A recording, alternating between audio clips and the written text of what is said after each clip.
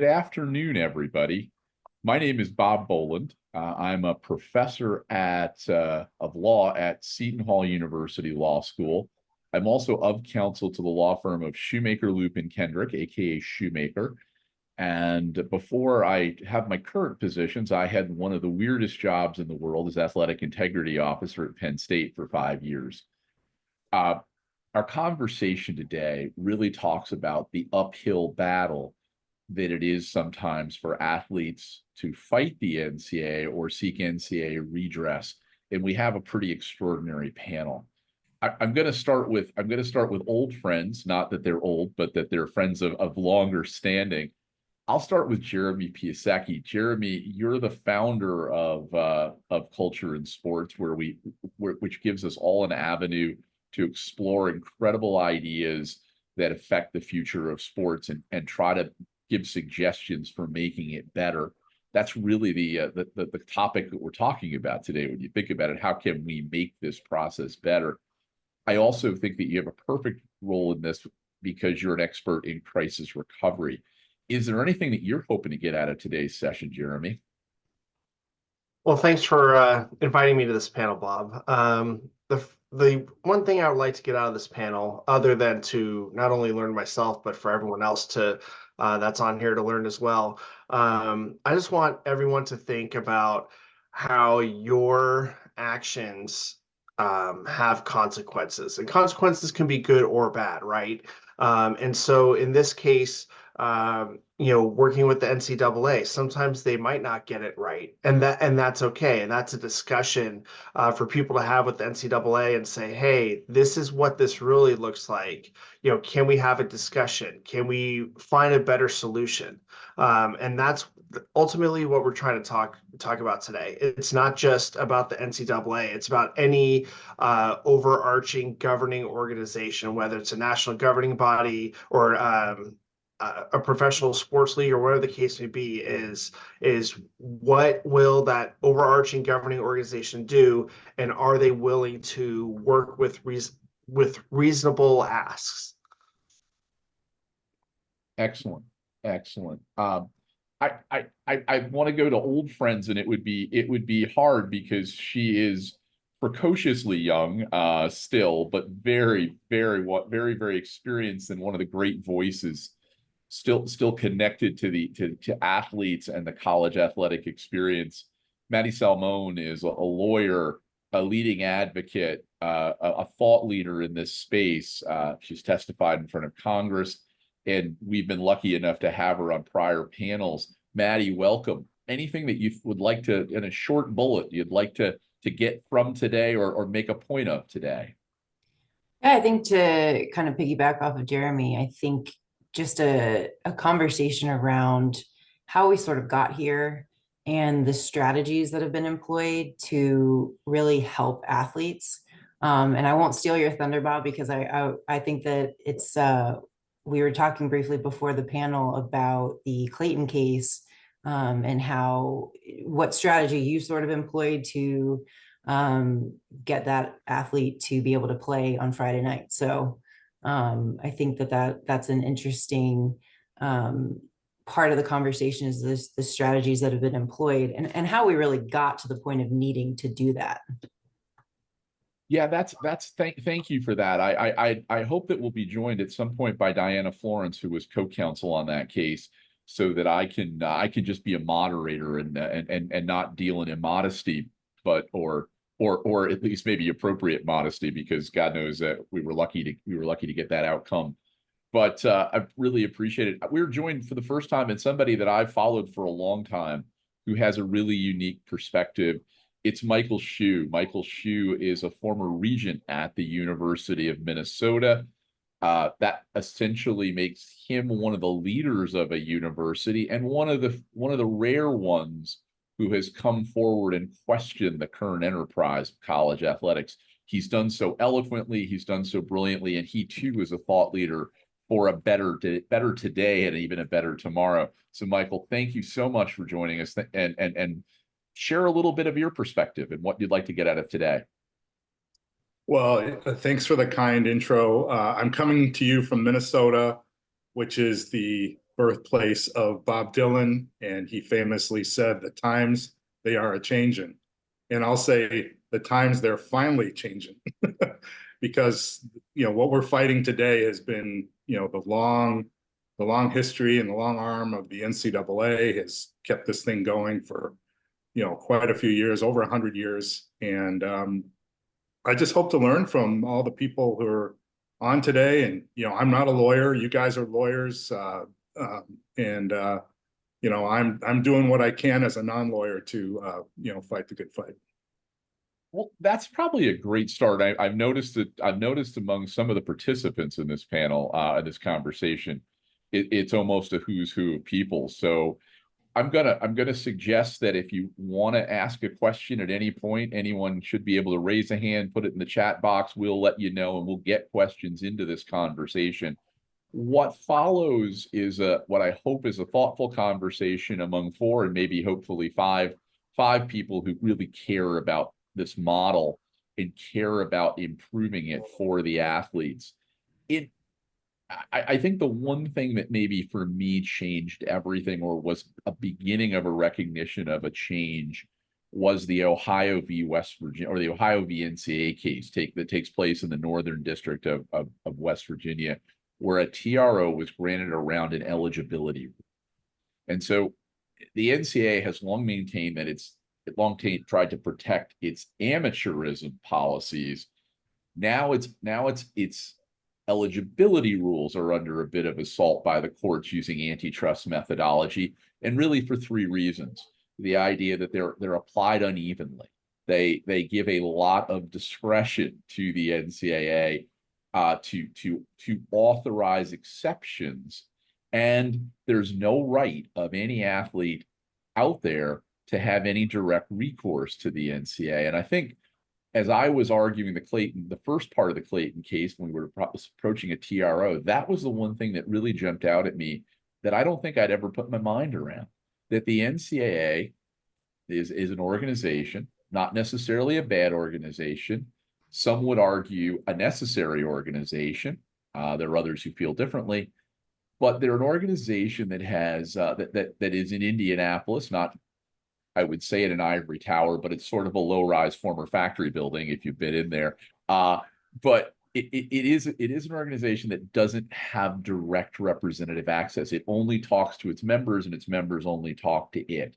So if we were going to talk about an NCAA that was more modern, that prevented some of the uphill battle, are there some reforms we could talk about just how it relates to the athletes themselves? And Maddie, this one's going to you simply because you were the chair of the of SAC, essentially the student athlete voice and arm in this sport, and probably have said often that it wasn't enough, or it isn't a frequent enough relationship. Yeah, I think the biggest thing is transparency, and I think that gets talked about a lot.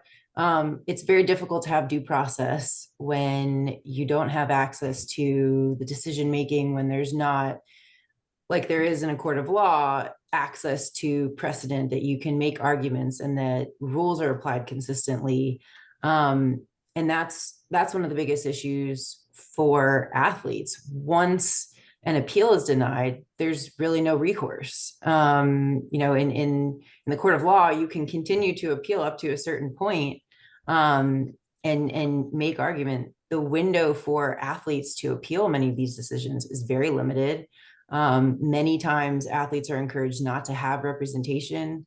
When I've spoken to athletes and their parents related to issues of eligibility or issues they're having on teams, one of the things that I often tell them is you actually may have more luck approaching the school or the coach or the NCAA alone without a lawyer, because the second that you involve a lawyer, there's some resistance. And that's been sort of the prevailing wisdom, I think, for a while. I think we've seen a slew of cases where suddenly athletes are being sided with. But for a very long time, it was very difficult for athletes to have that sort of relief granted by courts. And you mentioned even in the Bronx that you were not sure that this lawsuit was going to be successful. You tried to handle it outside of the court system. But there needs to be a better process where athletes can be treated fairly. You know, and it would be more efficient, frankly, than going through the courts as well. And so I think having some sort of system where instead of trying to sort of arbitrarily enforce rules, you look at on a case by case basis what is fair and stop trying to sort of punish athletes in these ways that seem just on its face unfair, not taking into consideration the circumstances, and really just not actually promoting athlete well-being, which is what the rules state. But when you look at how these rules are applied, what good does it do to force an athlete to sit out? That's not that takes a toll on the mental health of an athlete, and all sorts of other ramifications. Maddie, I'm going to ask a follow-up here because we talked a little bit about the derogation of the mental health, which came up a lot in the Ohio case in West Virginia. It's a bit of a tongue twister. It's known as the Ohio case because Dave Yost, Ohio's attorney general, is the lead plaintiff in the case. So there are 6 attorneys generals in this case fighting for it. But a lot was made about the mental health of the athletes and the effect that not being able to be free to transfer kind of lashed them to a galley that they couldn't escape if the coach was abusive or difficult. You put a lot of work into fighting for athletes and their mental health. Why isn't that the priority? Why isn't that one of the priorities? I think so often the rationale goes back to, we've invested so much in you and you just want to leave. And it's sort of, I think that the issue gets reframed in many respects away from actually caring about a person, right? And many of the times when an athlete is looking to transfer, and I think I should go back in the NIL era, we talk about, is it fair for athletes to transfer? Do we want people to just be able to do one and done and go from school to school? Well, for years, athletes have been forced to stay in situations that are very harmful to their mental health. Whether it's because they have an abusive coach, a toxic team, and whether it's because they're not playing, but at some other school, they actually would be given a fair shake. And so instead of just allowing athletes to go where they're in a better situation, where they're actually valued, we've forced them to make a really difficult decision about risking their eligibility, and making an already tough call for athletes to leave where they chose, to go somewhere else, and factoring in, the fact that they might not be able to play immediately. And I think, for a very long time, the year in residence rule was justified by saying, well, we want athletes to adjust to their new place of education and make sure that they can be successful. And I think any athlete would tell you, I'm going to be the most successful when I'm happy and I'm feeling like I'm doing what I'm meant to do. And you're not taking away my first love, which is sports. Otherwise, you're dealing with a person who is struggling to adjust and adapt to life, right? And I'm playing the sport that I love and I'm supported. Yeah, no, that's a great answer. I was also going to say, and I'll just come back to you on this one, and then we'll move to Michael, because I think he has a whole fiduciary relationship he could talk about in the same vein. But are we also asking kids to make a lot of choices that are in derogation of their education too? It feels like at some point, at least for me in the Clayton case, as I argued it, there was a question whether this young man was really a student. Then he's pursuing a master's degree. And there's not anything really too weird about a 26-year-old pursuing a master's degree out there, trying to get his last year of college eligibility. And we're in a little bit of different space. But do you think in some measure that we've lost sight in the larger sense of the educational goals of all this? I mean, I wouldn't trade my law degree. I just paid it off, for God's sakes. And I wouldn't trade that for a second. Do you think that the NCAA doesn't talk enough? And I'm sorry I'm making you their whisperer, but do you think they don't talk enough about what the value of the education people get is, and not so much in a paternalistic way, but in a future-focused way? I think that the problem is that schools have ignored that. They've refused to have values in many respects. And they've kind of cast that aside. And I think there's a bigger crisis in higher ed in the first place. I mean, there are many people that are graduating with degrees that many would consider worthless. They're in tremendous debt, and for what? And so I think it's even a bigger issue than just college athletes. So, you know, taking on an athlete who you think cannot academically succeed at your university is doing that athlete a disservice. It happens all the time. And so I think you have to start there. If you're going to talk about, do we value education? I think that also goes to many other aspects of this, where are athletes actually attending class? Are you finding a way to make their athletic experience a more educational experience? Is there a way to factor in credits that you can kind of bolster that as well? I think that there are so many different directions you can go with that. But I think it starts with the universities, the conferences deciding what their values are and actually sticking to them instead of just looking to win, which is fine if that's their goal. But if their goal is to actually educate their students, then that needs to be their priority, and that would be reflected differently.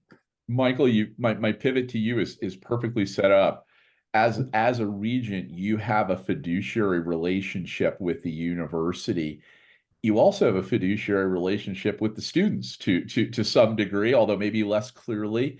What was the epiphany that you had about the collegiate model that hit you difficultly, and how did you step out and set up the advocacy that you now lead? Well, that's a that's a big question. Since I was in college at one time, I was in a fraternity with a bunch of athletes, and my roommate was on the diving team, and so I could see how they were being treated and what they were required to do and all that kind of stuff. But from those days, I just have always had in the back of my mind, whether or not they were being treated fairly. And when I joined the board at Minnesota, I kind of got a different look at athletics, kind of from the inside.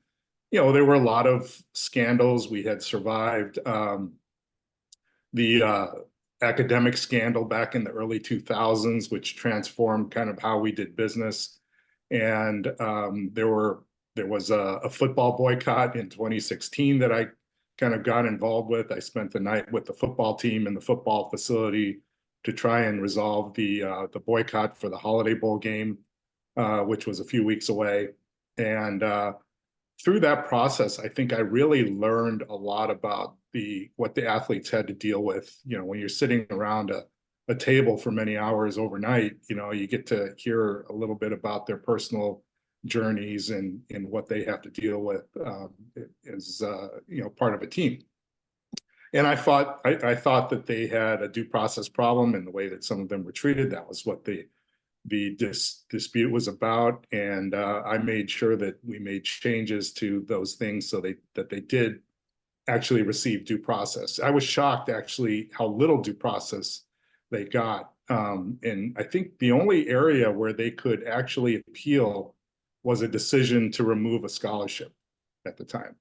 So it was after that I started getting involved in all sorts of other things, and then just before I left the board, related to another thing, I actually suggested that there was a culture of non-compliance at the university, not related to athletics in this particular case, but related to other things. And I think it just goes to show you that what I deem to be a culture of non-compliance is all over the place in any university, probably many universities.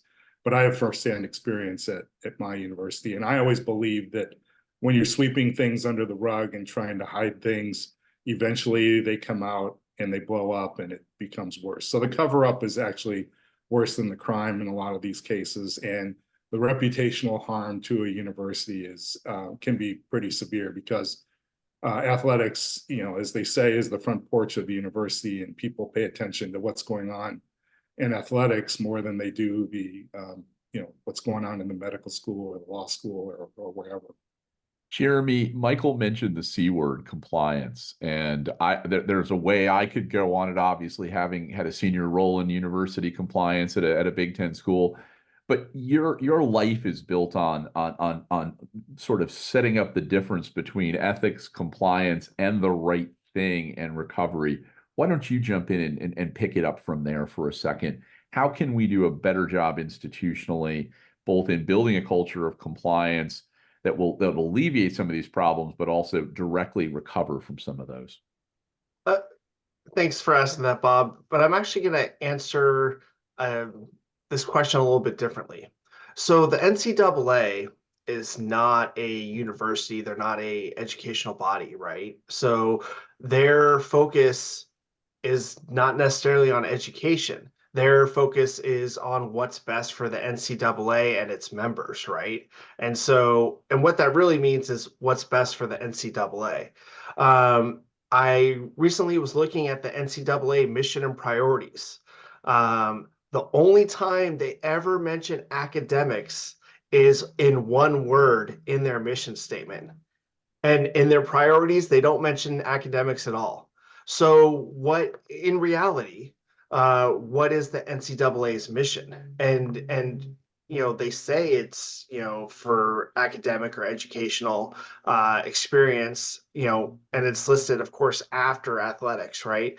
But it's not in any of their priorities. So is it really their priority to make sure that athletes end up at the right school if they end up conforming to that school and feeling comfortable and being able to thrive in an educational setting? Or is their focus really to make sure that they get as many athletes on the field and they get as many partnership deals with media, television, so on and so forth? And so that's really something to think about when we're going through this, and when there's lots of lawsuits happening, is because who are they doing the right thing for?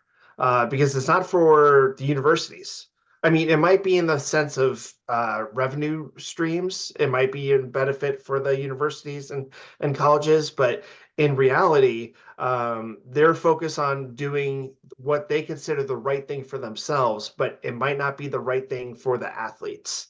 And I really hope that in a weird way answers the question, Bob. And so you and I and Maddie and Michael and Diana and everyone who's attending this culture roundtable could say, well, that's not the right thing for my athlete, or that's not the right thing for even the university. But what makes sense to the NCAA makes sense to them, and it might not make sense to everyone else. And so doing the right thing, their version of the right thing is not the right version for lawyers. Michael and I aren't lawyers, everyone else is, but it's not the right thing for you. It's not the right thing for a reasonable third party looking at it. It's not the right thing for an athlete. It's not the right thing for a parent of that athlete, even though the athlete's most likely an adult already. And it's not the right thing for a college or university. And so, when we're thinking about that and we're moving forward of, how do we all come together and do the right thing? That's really a question that can't really be answered, because each group, whether it's an athlete, a coach, a university, or the NCAA, they all have different priorities. That's actually a pretty great segue to this one, but I'll why don't I go Michael and Maddie to react to that the NCAA isn't really interested in anything but what the NCAA is interested in. And I think we've all found that to have some element of truth in our own experience. Michael, is that a fair reaction, and should it be different? Well, I think it's not unfair. The NCAA is a trade association, and the trade association is out for, supposedly what's in the members' best interests. But I don't see that the members necessarily have a real oversight structure set up so that they can actually control the outcomes of any of this stuff. But then again, you have the presidents who supposedly have been delegated the authority to deal and work with the NCAA, yet very few presidents do. And I would argue, based on what I've seen, presidents really don't come into the role as presidents understanding anything about athletics. They know that it's important, and a lot of them don't want to rock the boat because they're looking for the next president's job that pays them more at a more prestigious university. And the last thing they want to be is out there on an athletics issue when no one else wants to be. That's a great point. Maddie, your reaction to just the status quo in this way, I guess. I think that that's all true. I also would go back to the reason that the NCAA was created in the first place was actually to protect athletes. And it's the one thing that it's never really done. And you can look at the rules, where the rules focus. There are no rules that govern what kind of coaching conduct is acceptable. And if you want to talk about what affects athletes the most, generally speaking, those who are being abused by their coaches has a tremendous effect. What is and is not appropriate. Athletes don't even really know what that is sometimes, and that's a tremendous issue. I think those are all things that the NCAA that is absolutely within their purview. You can even look at how long it took them to do anything about concussions. And even still, you could argue all that they have is best practices. There aren't any rules. And so, that tells you where their priorities are. They're more interested in protecting the interests of their members, which really is their own interest, than they are protecting the athletes who are not members of the NCAA.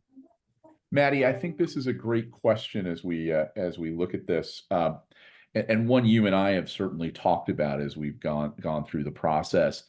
Should there be an NCAA a mechanism? And let me take a step back. On the kindest day of looking at the NCAA, they're an overarching organizational entity that has had a couple of really good moments. They're pretty good at promoting their sports in some measure, although they've kept their athletes away from that for some period of time. They were founded obviously based on athlete safety. They were pretty favorable if you look at their civil rights history, and to some degree, it may be a lesser degree, a little more checkered one on gender equality, but maybe more on the right side than the wrong side of that. But should there be a mechanism? And I think one mechanism is athletes should have the right to directly petition. That might be my one takeaway. First Boland commandment. What's from a Salmon commandment? Should there be an overarching entity by which athletes can report and ask for action on coaching abuse and institutional issues? Absolutely. I think that there should be a reporting structure. I think someone should have the information outside of the school to decide, does this rise to the level of we need to take further action and actually protect athletes? Or is it somewhere in the middle, or is this not an issue? And I think over and over again, it's been proven that the school is not in the best position to do that for all the reasons that Michael talked about. And I mean, just from a PR perspective, we've seen cover up after cover up because schools don't want to risk their own reputation in protecting athletes.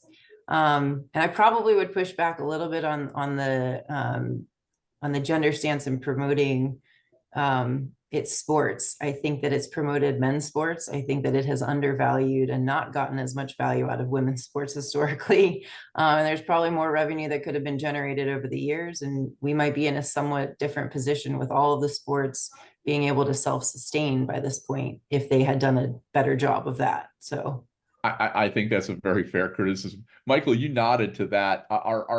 Is there a change you'd propose in the short run that would make this situation better? What situation exactly? The current situation, the NCAA and its aloofness and lack of response. Well, the NCAA is in a bad position now because you guys like you and and your co-counsel are winning the cases, and I just want to go back to what Justice Kavanaugh said at the end of his concurring opinion. The NCAA is not above the law. And I think that that's one thing that the NCAA needs to, figure out is why are they doing the things that they're doing? Obviously, they're trying to cover up all of the things that they've done over the years. They don't want to pay out these huge liabilities and in the House case, et cetera. They're in a bad position right now. I'd hate to be on their legal team or hate to be kind of in those briefings because I think I think they're in a very, very bad position where they don't have many things they can do except for push the status quo and hope that they can win. And then obviously they're lobbying Congress. We haven't talked about that, but they're trying to get an antitrust exemption. They're trying to get anti-employee status for athletes. And those are all the things that they need to start thinking about. I think they've known that their schools and maybe themselves as joint employers, they've known these things for over 70 years. That's why the term student athlete was created in the first place. Walter Byers admitted in his book that they came up with a term to try and reduce the liabilities and get out of workman's comp cases, et cetera. And that was in the 50s, so 70 years ago. So you've essentially suggested we have a 70-year misclassification of college athletes. Yes, absolutely. And Maddie, I know you've worked principally on the welfare side, but you've dipped a toe into the water on that proper classification. What's your view of the proper classification? Should athletes be deemed employees or not? Yeah. I think that will ultimately be decided. I think when you look at the decision that was rendered in the NLRB case at Dartmouth, I think it was a good evaluation. The way that athletes, the control that universities have over the athletes, the way that coaches control, I think it's a difficult argument to argue that what athletes do is not a job. We talk about it like that. I mean, we did when I was an athlete. It is a full-time job on top of your full-time job as a student. What does that mean is a bigger question. How should athletes be treated? What's the answer moving forward? I think that gets into a more complicated set of issues. I guess from my perspective, I know that certain athletes could be deemed employees, meaning that some are not. I don't see a good argument where if one group of athletes is deemed employees that everybody else isn't, because it's the same job, just in a different context based on your sport. But I think that it opens up a different world in college sports that perhaps if the NCAA had taken action earlier, it could have been controlled in a better way that may actually have been more beneficial for athletes. I have concerns about, the day that suddenly all athletes are deemed employees, which I do think is inevitable. But what will that look like, and what protections will exist? What type of bargaining will there be? What will be bargained over? Will there be good faith bargain? So there are many questions that don't have answers. And I think that athletes could be in a much worse position initially than they are now. That's a great point. I would share you my only trepidation as somebody who's taught labor law at a major university and somebody who thinks college sports matter or are an important thing is I'd hate to see the situation where you could be fired from your school as an employee. Unfortunately, that does happen in a manner of speaking now with being dropped from teams and having scholarship pulled. So it's not exactly as simple as all that. We've got my co-counsel and somebody who's done incredible work with a 25-year career in public interest and prosecution for the people of the state of New York, Diana Florence. And Diana's on here, and I think we've been talking a little bit about the uphill battle and facing and taking on the NCAA. You've done it in two cases now, not just one. You've helped get an athlete in North Carolina eligible by using the Attorney General's office and its might to get Tez Walker eligible. You just helped get an injunction in the Clayton case. What are your thoughts on the relationship of athlete to NCAA and how it could be improved and why the fight is such an uphill fight? Well, first of all, thank you so much for having me. Apologies, I was on a 7 a.m. flight that was supposed to land at 8. Instead, it landed at 12:20. So, better late than never. Thank you. I've been listening to you guys as we taxied, and I'm just honored to be here. Just real quick, I mean, my background before I got into the sports world was a prosecutor for 25 years, and the latter half really working with undocumented immigrant construction workers who were constantly sort of abused and wages were stolen. I never imagined that that would be a direct parallel to Division I athletes. The amount of sort of disenfranchisement, if you will, for athletes, even in post-Alston world, has been shocking to me. And as I've been fortunate enough, Bob has taken me under his wing, and I've delved into this area. I've seen that the NCAA truly has become an institution that is more about preserving their own fate than what their purported mission is. And even though what was just said earlier by one of the speakers about how the vision, the mission is actually really not very academic. It's really it's less about students. So for me, what really has shocked me in the work that I've done in just this short year of delving into this world is how much there is lacking in terms of the protection of athletes and even the idea of compromise. I mean, as a prosecutor, I couldn't possibly try every case, and nor did every case need to be hit with a full hammer. I wasn't going to, even if I could send people to jail for life for 15 years, I wasn't necessarily going to do that based on their conduct. Here, one of the things that Bob, you and I have talked about is in the case of, most recently of our our mid-major basketball player and the amazing DeJuan Clayton. What struck us was the NCAA, when they were prepared to even answer, their answer was, well, the competitive season, and he's already played, and he's old, and this is his 8th season, but never looking at the nuance of the fact that he'd played less than even most four-year players because of his injuries and the egregious conduct, coaching conduct that he'd been subjected to. And so if you're plea bargaining this, if you're NCAA, why wouldn't you say, hey, you know what, we don't think it's fair for him to play a full season, but we'll offer you 15 games. I mean, that he would have taken in a heartbeat, because this, in the end, was not about him, getting an unfair advantage for his college so that they would win the division.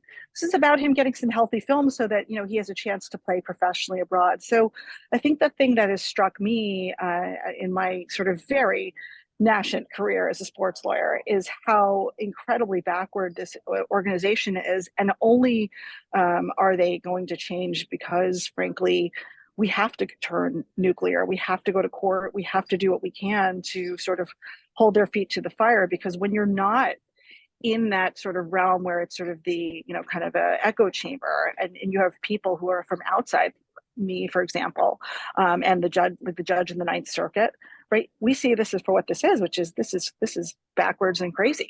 So I'll start very, I guess, a little bit provocatively saying that. Diana, you got some nods to that, and that's never a bad thing to start with when you come in. I think one of the things we both saw play out, but I don't think Michael has seen it play out. Jeremy's nodding to it because it's what bureaucracies do. They only take on the truth, or as I used to describe my experience at Penn State, only look for the milk spilled under the refrigerator when it's a problem and they need to look for it. But Diana, you commented that the NCAA, even in our case, was only responsive when the judge ordered them to be. Yeah, that was incredible. We were in the midst of the oral arguments, and the judge said, well, why wasn't he having a decision on the latest sort of iteration of the egregious conduct? And the super expensive lawyer from California sort of stopped and said, well, she was sort of dumbfounded the judge would ask a question like that. Well, why can't they decide? And she said, well, I'm not sure, Judge, I'll check.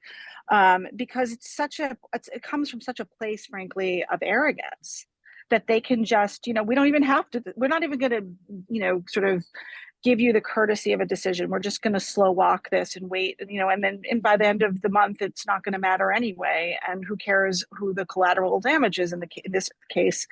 We have a kid. I mean, one of the things, Bob, that struck me was when, on Friday when DeJuan played his first game, and I talked to him, at halftime, and when we had gotten the decision, but the school hadn't, they had to do all their things to make sure it was right. I said to him, DeJuan, how have you been feeling? He said, well, I went home because my classes were online, and I was so sort of just, sort of resigned that I wasn't going to play. that I took a bus up here this morning. I mean, this kid took a Greyhound bus to come up to, because, and took, those are not the most direct routes, New Jersey Turnpike and all that.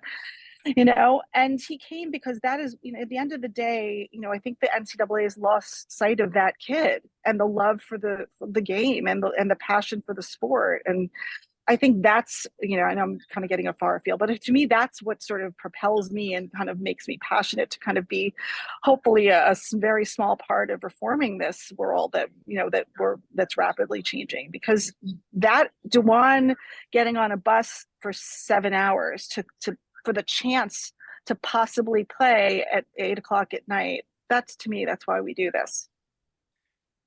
Jeremy, the line lost sight of the kid. That's a lot of what you started Culture in Sports to kind of get back to and refocus our efforts on the things that really matter and are lasting. When you hear that, what does it make you think of?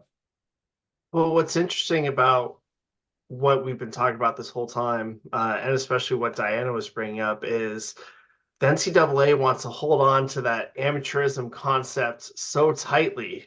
But at the same time, when someone is trying to play for the love of the sport and while they're finishing their degree, the NCAA is so quick to say, no, you can't, or we're just going to slow walk this, which means we're not even going to make a decision. This reminds me of way back in the day, a long, long time ago, when I was in high school, and I was competing in what was considered professional events, even though I wasn't getting paid or anything else. And the NCAA, when I was offered a scholarship for swimming, the NCAA said, well, you're not eligible because you're a professional athlete. And I said, when did I become a professional athlete? And their response was, and the university was like, oh, we'll file file a request for exemption. And my first thing was why do I even need a request for an exception when I wasn't even like this in the first place? And so I submitted it, didn't hear anything for 5 months. And I still wasn't graduated from high school yet. But at that point, I was like, well, if they haven't even reached out to say that they're doing anything or they have follow-up questions or whatever the case would be, they haven't done anything in 5 months. Am I going to ever get an answer, by the time I start this university? Is this university even going to let me come on a scholarship, not knowing what my eligibility is?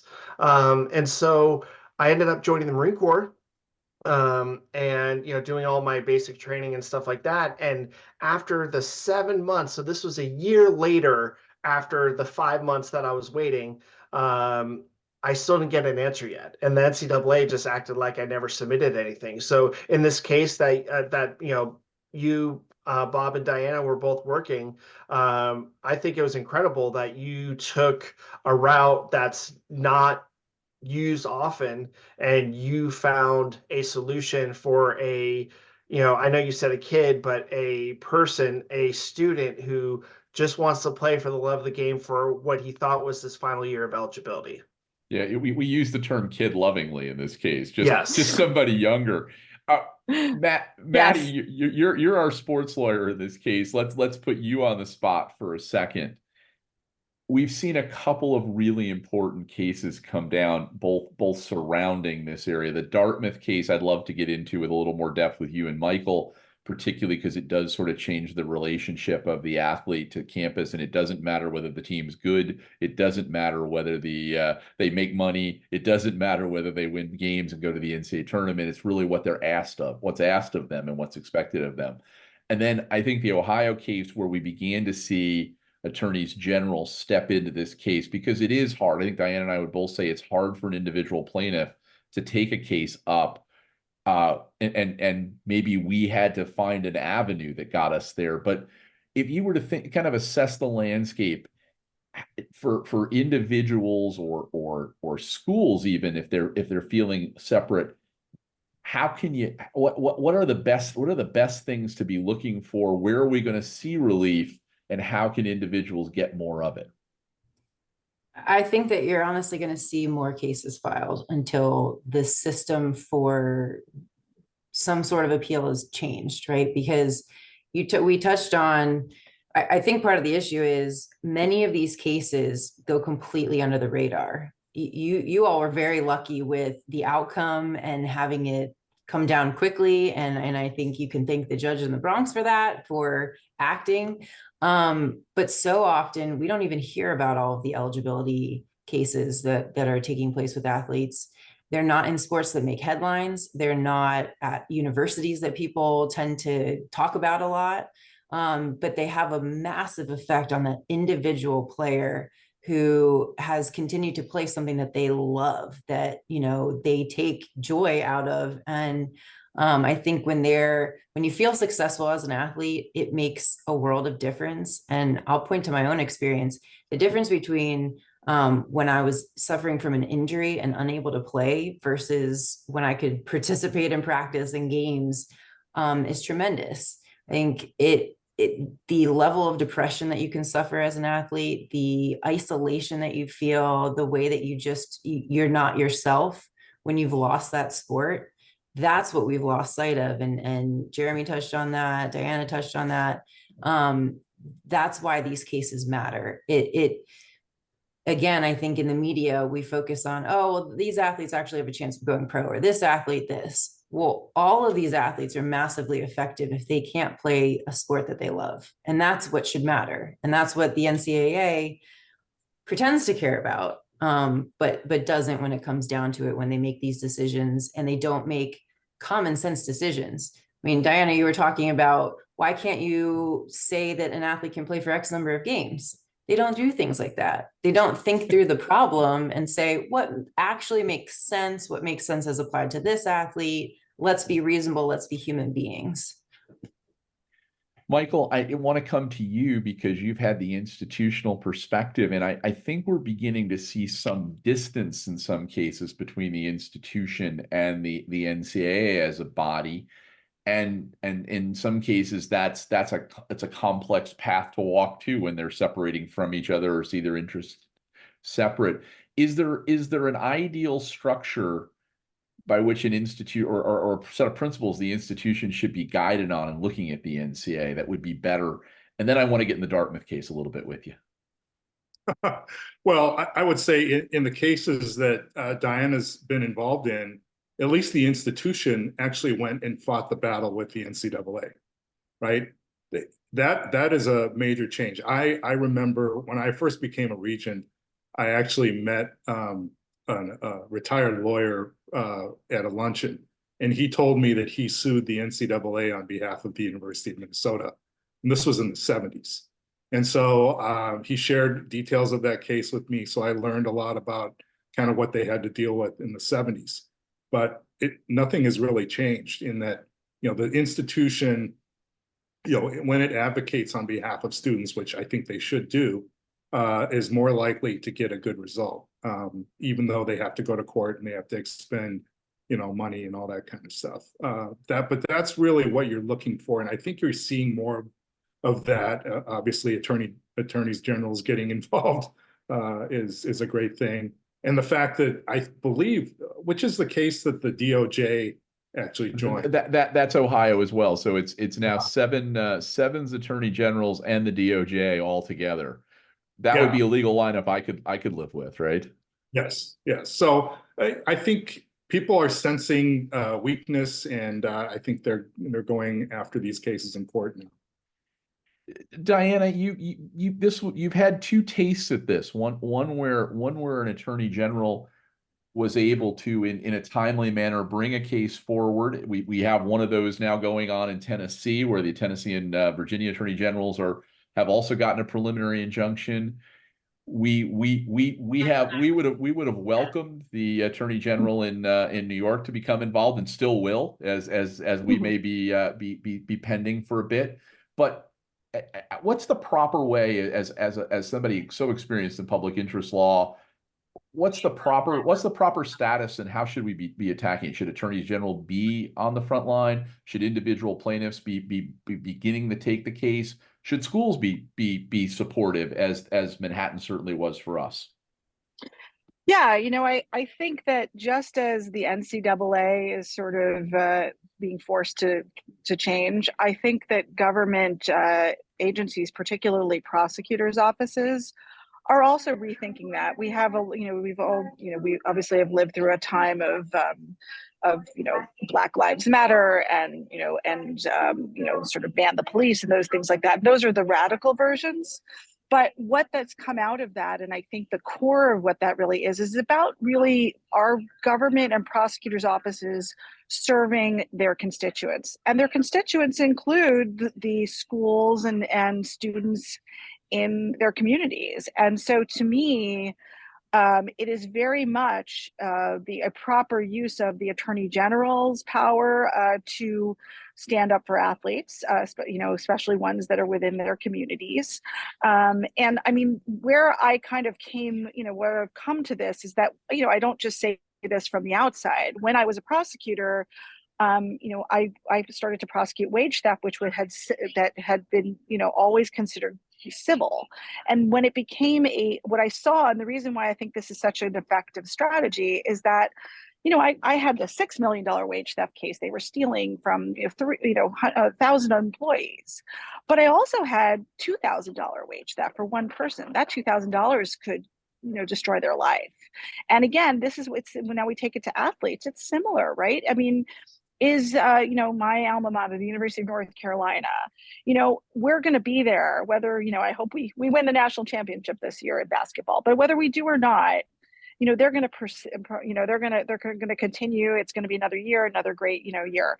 But those athletes that are there, there's a finite time that you can play, and if there is some body that is preventing that, then it is absolutely right for the attorneys general and or if a prosecutor's office. I mean, if there was a criminal, and I heard a little bit touching on when there's egregious coaching conduct, I think that there sometimes are things where that crosses the line into criminal, and the student athlete should be able to have that ability to to use those government agencies, and they should be open so that you don't need to hire Diana or Bob, right? You should be able to, or Maddie.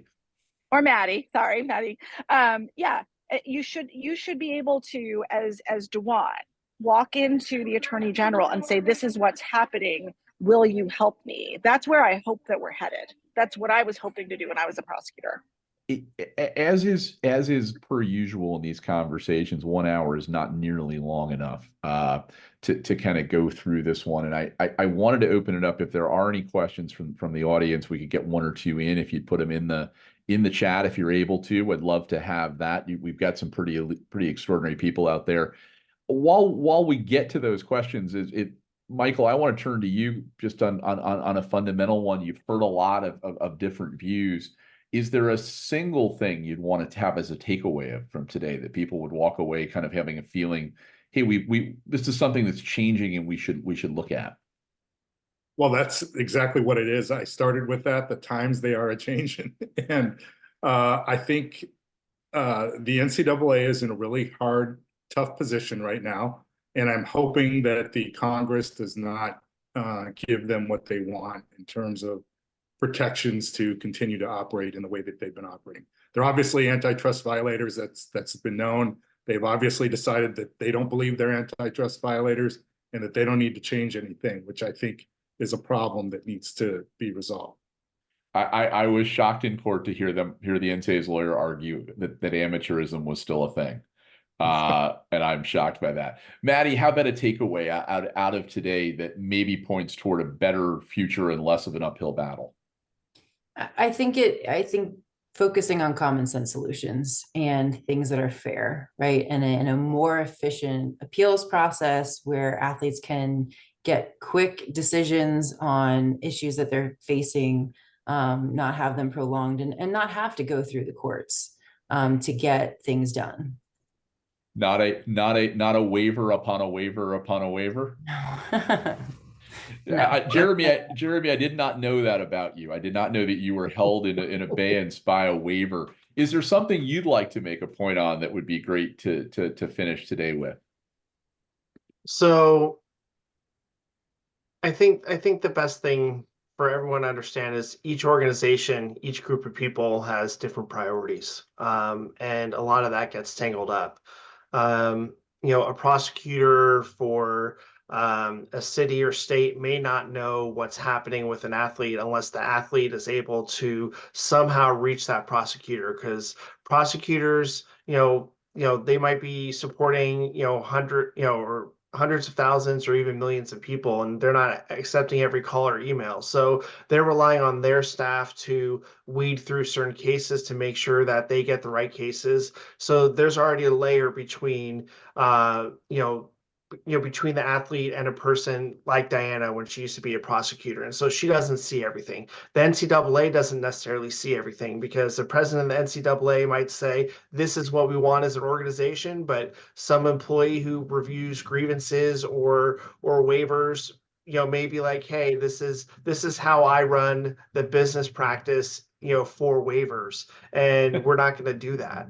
Universities, are they going to spend hundreds of hours or thousands of hours on supporting a athlete who isn't like a starter or a role player? Are they going to spend that amount of money in legal support and just the time itself? And as an athlete, do you have the time and the expertise and the ability to be able to reach the right people and the important people for them to get involved? And so there's so many different things at play, both positive and negative. But if the NCAA wants to remain relevant and wants to remain the overarching governing body of athletes and sports in the collegiate setting, they're going to have to start figuring out how to do things that may be perceived as the right thing for the athletes and for the organizations. That was all I could think about while I was sitting in court in the Bronx last Tuesday. And Jay Billis was having a conversation about the same thing, that the AAU used to run amateur athletics in the Olympic movement, and now they run some amateur basketball games and youth basketball. That organizations can quickly fall into irrelevance, and I kept thinking that the NCAA doesn't have to go the way of the dodo bird, but if it continues on the course it's on, it may be there. I'm wildly grateful to all of you, because Diana was a prisoner of the airlines for a portion of this, and I was very lucky to find her. When you talk about who's the right person to find to bring a case like this, I happened to know Diana just a little bit from social media mostly at the time, and she was interested in sports law, and I knew she'd worked on the Tez Walker case with the North Carolina Attorney General, and she was invaluable to me in helping us make this case. We became a team in that way. And we also have to thank a state senator, the author of the NIL law in New York, Jamal Bailey, who was progressive and understood that a young man shouldn't be declared ineligible from life in that way. But Diana, with about a minute left, I'm going to offer you the last word.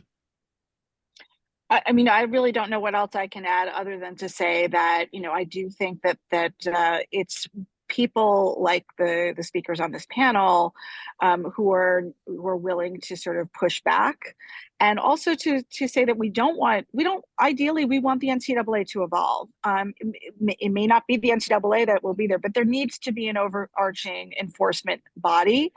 But there needs to be transparency. In DeJuan's case, if there had been specific transparency on why they weren't allowing him to play, and it had been consistent across all sports and all athletes, I don't think you and I would ever even have met. So I'm grateful for their incompetence and their obfuscation, because we wouldn't be here today. But anyway, thank you so much for having me, and this was wonderful. And I hope to have many more conversations with all of you.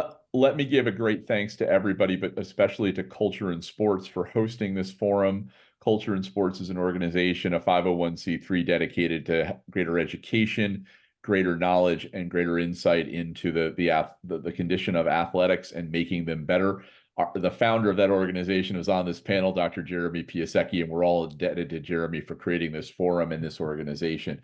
This Culture and Sports webinar will be recorded. It will be available on our website for you to use for future use. I want to thank Maddie. I want to thank Michael. I want to thank Diana, and I want to thank Jeremy. I want to thank all the people who listened to us for this hour. The hours are always too short, but thank you.